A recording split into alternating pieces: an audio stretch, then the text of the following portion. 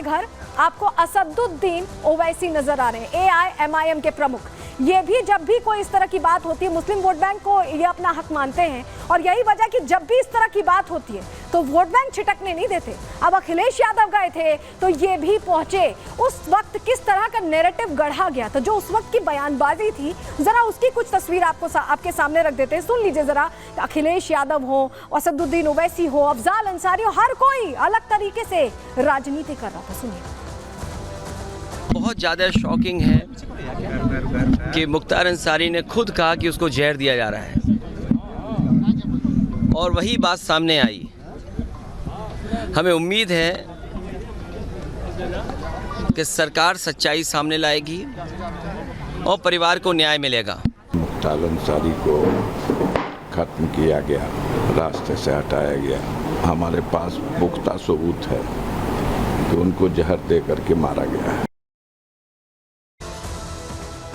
जब मजिस्ट्रियल जांच होती है तो जो लोग आरोप लगाते हैं उनको बुलाया जाता है कि बयान दर्ज करें, लेकिन बयान दर्ज करते वक्त वो सियासतदान जो तरफदारी कर रहे थे, जो तुष्टीकरण की राजनीति कर रहे थे, जिन्हें चुनावों की चिंता थी, लोकसभा चुनाव होने वाले थे उस वक्त, वो जांच के लिए नहीं पहुंचे। कौन कौन नहीं पहुंचा, किसने किसने बयान नहीं दर्ज कराया, चलिए आपको दिखा देते हैं। जल्दी से जानकारी आपके सामने रख रहे हैं। देखिए, जांच से किनारा, एक एक चेहरे को आप देख लीजिए। यहाँ असदुद्दीन ओवैसी हो, अखिलेश यादव हो, अफजाल अंसारी तो उनके भाई थे, वो तो कह ही रहे थे कि हत्या की गई है, इस तरह की बातें उनकी तरफ से कही जा रही थी। उनके बेटे भी, कोई नहीं पहुंचा, किसी ने अपना बयान दर्ज नहीं कराया। उस वक्त जरूर बोलते रहे कि स्लो पॉइजन दिया गया है, हत्या की गई है, लेकिन ये तमाम चेहरे मुलाकात करने के बाद उस वक्त नहीं पहुंचे। ऐसे में कई सवाल खड़े होते हैं। देखिए, कई सवाल खड़े होते हैं क्योंकि विपक्ष ने यहाँ पर एक झूठा नैरेटिव रचने की कोशिश की। चुनावों से ऐन पहले मुस्लिम वोट के लिए एक तरह से उनकी ये कोशिश थी और सवाल इसीलिए खड़े होते हैं कि आखिर ये झूठा प्रचार करके मिला क्या। प्रश्न जरा आपके सामने रख दें। माफिया मुख्तार की मौत पर सियासत क्यों की गई? क्या सिर्फ फायदे के लिए, सिर्फ राजनीति के लिए, मुस्लिम वोट बैंक के लिए?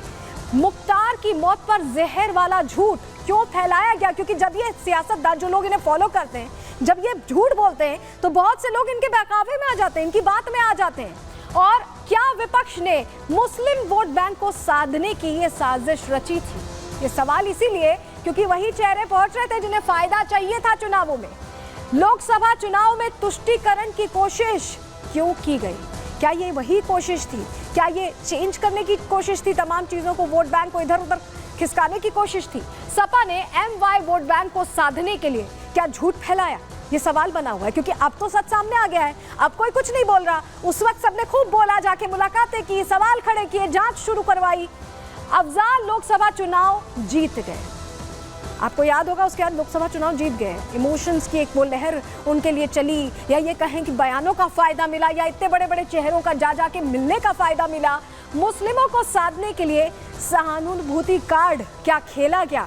ये सवाल बना हुआ है। अब जो रिपोर्ट आई है उसको लेकर भी हमने बात करने की कोशिश की। सपा नेता का क्या कहना और बीजेपी कैसे अब सवाल खड़े कर रही है, जरा वो भी सुन लीजिए।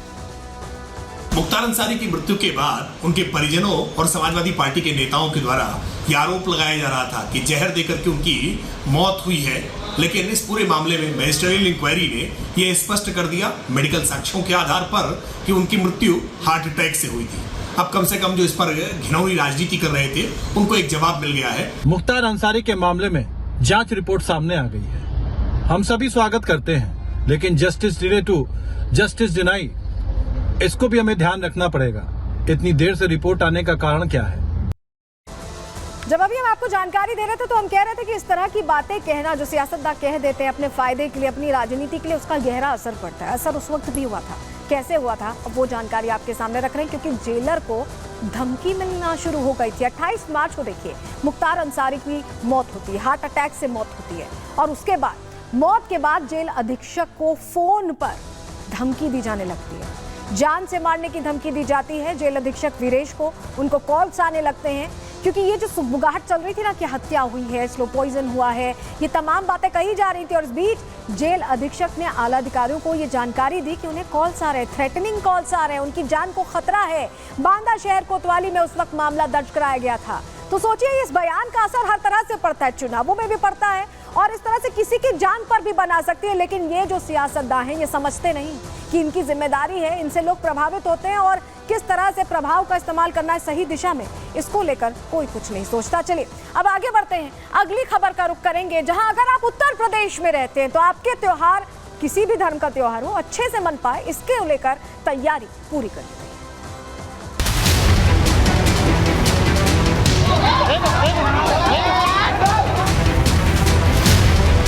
उत्तर प्रदेश उपद्रवियों के लिए नहीं, उत्सवों के प्रदेश के रूप में माना जाएगा। उत्तर प्रदेश माफियाज के लिए नहीं, महोत्सव के लिए माना जाएगा।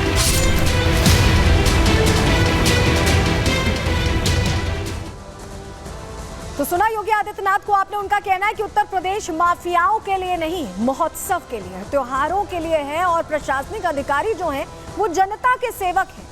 ऐसे में त्योहारों में अगर जरा भी कुछ हुआ तो उसको लेकर योगी आदित्यनाथ ने लाउड एंड क्लियर मैसेज दे दिया है कि बिल्कुल बर्दाश्त नहीं किया जाएगा। किसी भी धर्म का त्योहार हो, शांति से बीतना चाहिए, खुशी से बीतना चाहिए और इसको लेकर दिशा निर्देश उनकी तरफ से जारी कर दिए गए। बैठकें भी की गई हैं क्योंकि अभी बहुत सी जगहों से ऐसी खबरें आ रही थी कि हिंदुओं के त्योहारों पर खासकर कुछ लोगों की नजर थी और वो क्या करना चाहते थे ये सभी देख रहे थे। तो ऐसे में योगी आदित्यनाथ ने फैसला लेते हुए ये क्लियर मैसेज दे दिया है कि त्योहारों पर किसी भी तरह की कोई गलती नहीं होना। इसको लेकर रिपोर्ट आपको पहले दिखा देते हैं, उसके बाद इस पर विस्तार से बात करेंगे।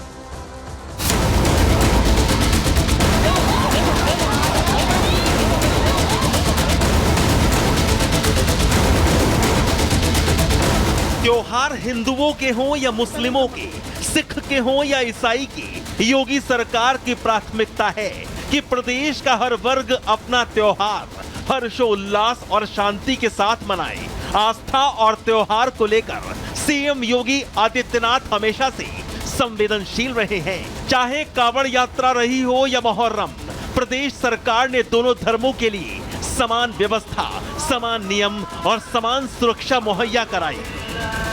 अब देश में एक बार फिर त्योहारों का सीजन शुरू होने जा रहा है। ऐसे में सीएम योगी और उनकी प्रशासनिक टीम एक्टिव हो गई है।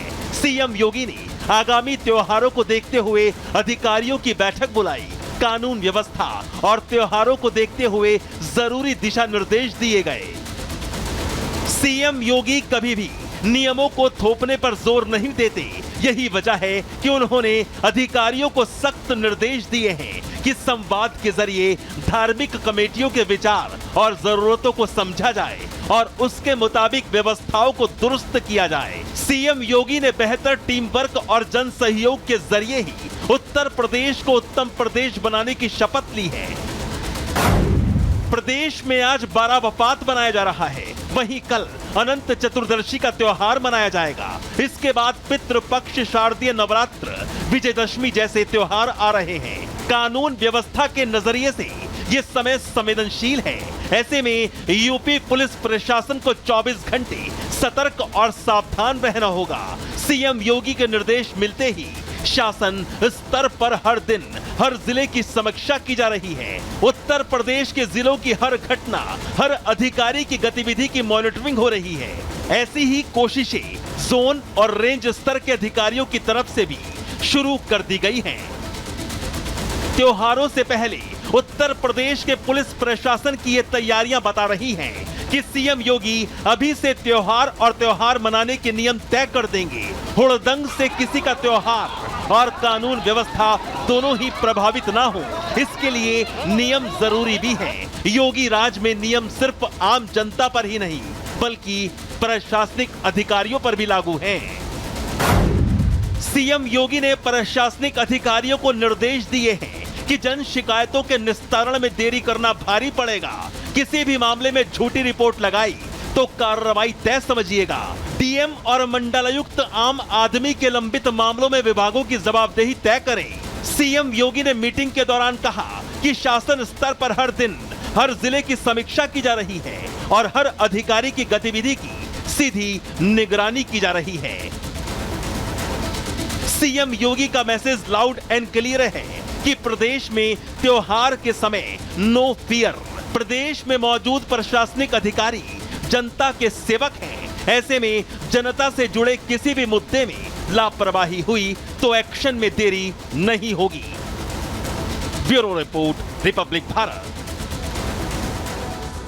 तो त्योहार आ गए और उसको लेकर सरकार ने तैयारी बड़ी कर ली है। उत्तर प्रदेश के मुख्यमंत्री योगी आदित्यनाथ ने दिशा निर्देश दे दिए हैं। उन्होंने क्या कुछ कहा है, बड़ी बात है उनकी, पहले आपको सुनवा देते हैं। एवं हतोहंति धर्मो रक्षति रक्षिता।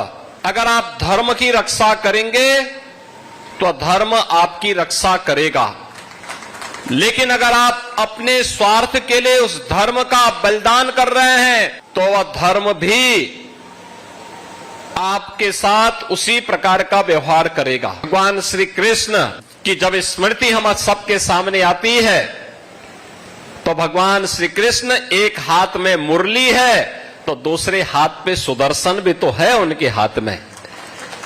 केवल मुरली से काम नहीं चलेगा, बल्कि सुरक्षा के लिए सुदर्शन भी आवश्यक है।